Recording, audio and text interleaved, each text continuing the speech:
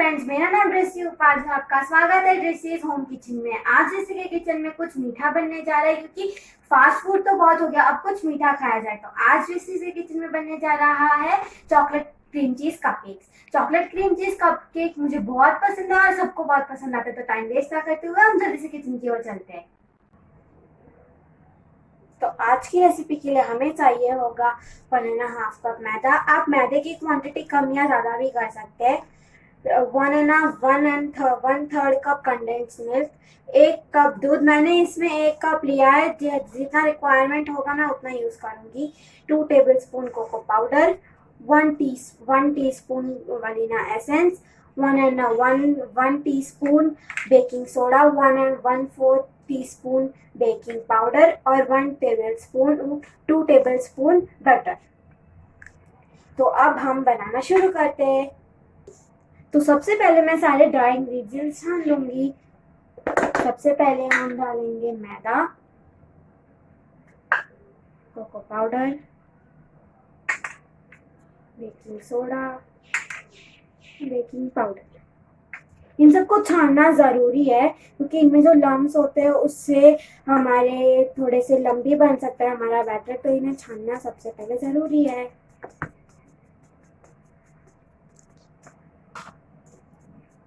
तो ये मेरे ड्राई इंग्रेडिएंट्स सारे के सारे हो चुके हैं।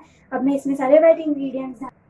तो मैं जो कपकेक्स बनाने वाली हूँ वो मैं कढ़ाई में बनाने वाली हूँ। तो सबसे पहले मैं अपनी कढ़ाई प्रीहीट करने रखूँगी, फिर उसके बाद मैं मिक्सिंग करूँगी वेट इंग्रेडिएंट्स के साथ। तो सबसे पहले मैं अपनी कढ़ाई प्रीहीट करने रख देती हूँ। तो मैंने अपनी कढ़ाई को प्रीहीट करने रख दिया है। अब मैं इसे स्लो गैस में पकाऊंगी। अब मैं चलते हैं हम लोग अपनी मिक्सिंग की ओर। तो मैंने जो ड्राई इंग्रेडिएंट्स छाने थे पहले मैं उन्हें मिक्स कर लूँगी। उसके बाद जो भी वेट इंग्रेडिएंट्स है वो डालूँगी, ताकि सब अच्छी तरह से मिक्स हो जाए। मैंने स्यू किया था, मतलब मैंने इन्हें छाना था, जैसे कि मैंने आपको पहले बताया था, छानना ज़रूरी है इन्हें। तो ये मेरा मिक्स हो चुका है अच्छी तरह से। अब मैं इनमें सारे वेट इंग्रेडिएंट्स डालूंगी। पहले बटर, कंडेंस्ड मिल्क। मैंने कंडेंस्ड मिल्क सारा का सारा डाल दिया है। ये कंडेंस्ड मिल्क मैंने कंडेंस्ड मिल्क यूज़ किया है, इसीलिए मैं पाउडर शुगर यूज़ नहीं करूँगी, बिकॉज ये कंडेंस्ड मिल्क बहुत मीठा होता है। इसीलिए आप चाहे तो पाउडर शुगर भी यूज़ कर सकते हैं।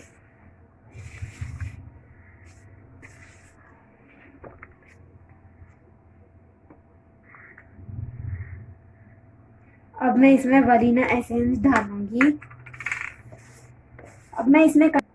तो मैं इसे कट एंड फोल्ड टेक्निक में करूंगी। कट एंड फोल्ड टेक्निक से इसमें एयर नहीं भरेगी और हमारे कपकेक अच्छे बनेंगे। अगर इसमें एयर भरेगी तो ये अच्छा नहीं बनेगा। ओके, तो मैंने सब कुछ मिक्स कर लिया। अब मैं थोड़ा थोड़ा करके इसमें दूध डालूंगी।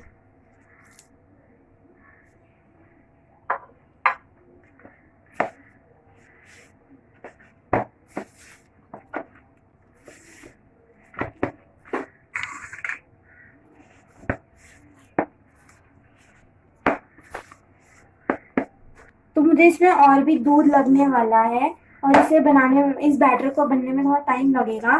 तो मैं बैटर बनाने के बाद आपको बताऊंगी क्या।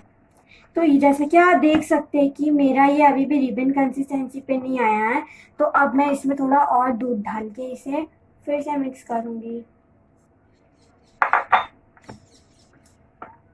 इस काम को बहुत ही फास्ट करना होता है, वरना फिर इसमें लम्स पड़ जाते हैं और फिर वो केक या कपकेक जो भी हम बना रहे हैं वो अच्छा नहीं बनता है। इसीलिए इस काम को थोड़ा फास्ट करना होता है।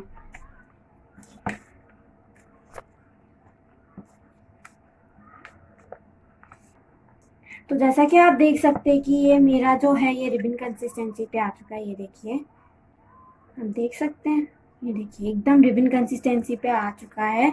अब मैं इसे कपकेक पेपर्स में ढालूंगी। तो चलिए वहाँ चलते हैं। तो मैं इन्हें कपकेक पेपर्स में भरने से पहले थोड़ा सा टेस्ट करके देखना चाहूँगी। इनमें मीठा थोड़ा सा कम है। आप हमेशा टिन में या कपकेक पेपर में भरने से पहले हमेशा टेस्ट कीजिए कि इसका जो मिठास है वो ठीक है कि नहीं। अब मैं इसमें कंडेंस मिल्क नहीं डालूंगी, इसमें मैं पाउडर्ड शुगर डालूंगी क्योंकि ये अभी भी रिबन कंसिस्टेंसी में ही है, तो मैं इसमें पाउडर्ड शुगर डाल दूंगी। तो अब मैं इसमें पाउडर शुगर डालने वाली हूँ। मैंने इस चम्मच का माप के मैंने इसमें 2 चम्मच डाला है, मुझे सिर्फ 2 चम्मच की रिक्वायरमेंट है और नहीं, तो मैं इसे इसमें डाल दूंगी। तो अब मैं इसे फटाफट से मिक्स कर लेती हूँ।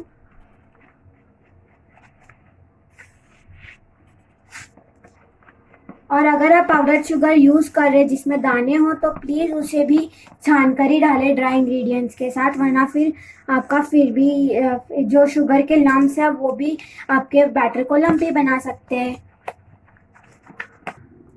तो ये मैंने मिक्स कर लिया है, ये अभी परफेक्ट है। अब मैं इसमें अभी इसे मैं कपकेक पेपर में भरूंगी, उससे पहले मैं कपकेक्स को ग्रीस कर लूँगी।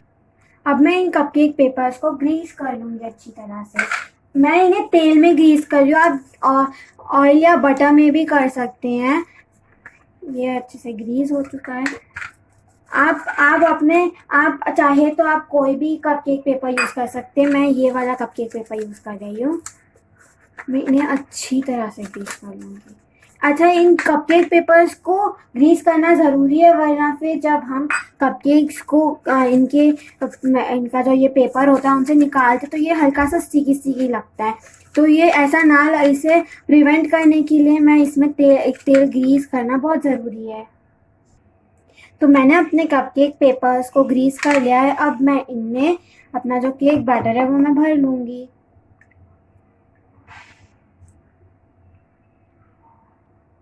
तो इन्हें मैं हाफ हाफ ही भरूंगी ताकि ये जब फ्लफ हो जाए तो ये ओवरलोड ना हो जाए, इसलिए मैं इन्हें हाफ हाफ ही भरूंगी।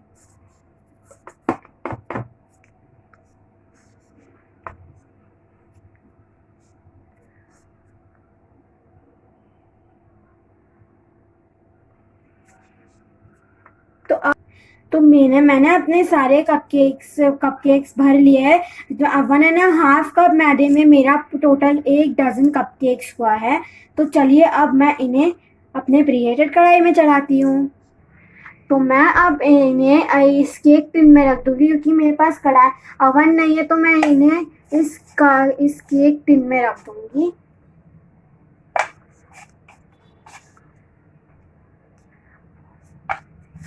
ये बहुत ही सावधानी से काम करना चाहिए, इसमें हाथ भी चल सकता है, इसीलिए जो भी कोई भी बच्चे इसे देख रहे हैं तो ये अपनी मम्मा का हेल्प लेके ही इस काम को करे। तो मैंने अपने सारे कपकेक्स चढ़ा दिए हैं इस केक टिन में। टोटल 8 कपकेक्स गए हैं। मैं इसे कढ़ाई में बना रही हूँ, इसीलिए इसे टोटल 25 मिनट्स लगेगा कुक होने में। तो मैं आपसे 25 मिनट्स बाद मिलती हूँ। तो मैं अपने इस कढ़ाई को लो टू मीडियम फ्लेम पे 25 मिनट्स पकाने वाली। तो चलिए इसे मैं लो टू मीडियम पे कर देती हूँ। तो मैंने इसे लो टू मीडियम पे कर दिया। अब हम 25 मिनट्स बाद मिलते हैं। तो 30 मिनट्स हो चुके हैं। बीच में मैंने एक बार इसे खोलकर देखा था तो ये रॉ था। अब एक और बार हम इसे चेक करेंगे। ये देखिए एकदम क्लीन आया है, ये देखिए एकदम क्लीन आ रहा है, बिल्कुल क्लीन आ रहा है। ये देखिए,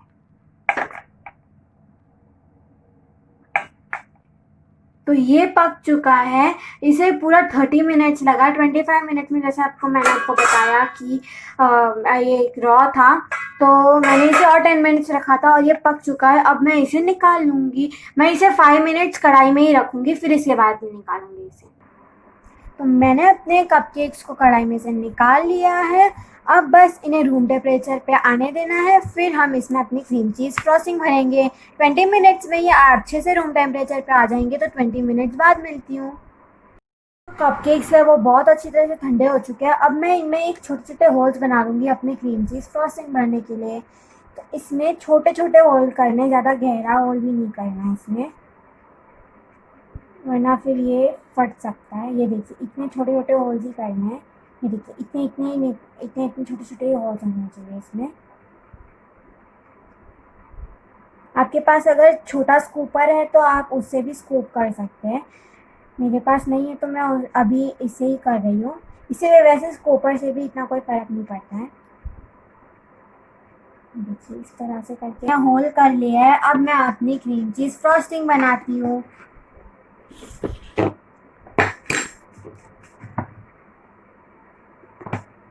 तो क्रीम चीज़ फ्रॉस्टिंग बनाने के लिए मैं लूँगी 3 चम्मच क्रीम चीज़ और 2 चम्मच चीनी। अब मैं इन्हें अच्छी तरह से फेंट लूँगी।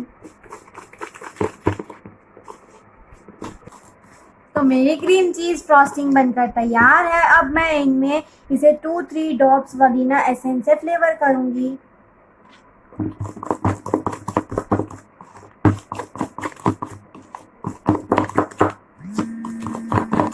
तो मेरी क्रीम चीज़ फ्रॉस्टिंग बनकर तैयार है। अब मैं इसे पाइपिंग बैग में भर लेती हूँ।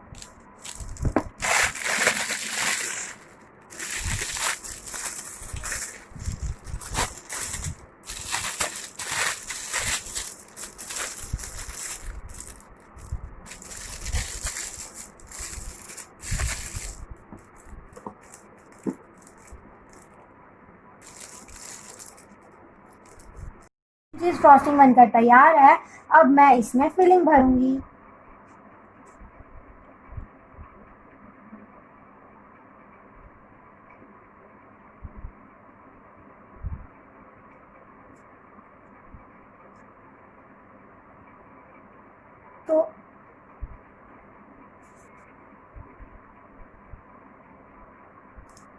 तो अगर आपको मेरे कपकेक्स पसंद आए हो तो लाइक कीजिए, मेरे चैनल को सब्सक्राइब कीजिए for all the new update of my video. अगर इस वीडियो में कोई गलती हुई हो तो प्लीज़ मुझे कमेंट करके बताइएगा।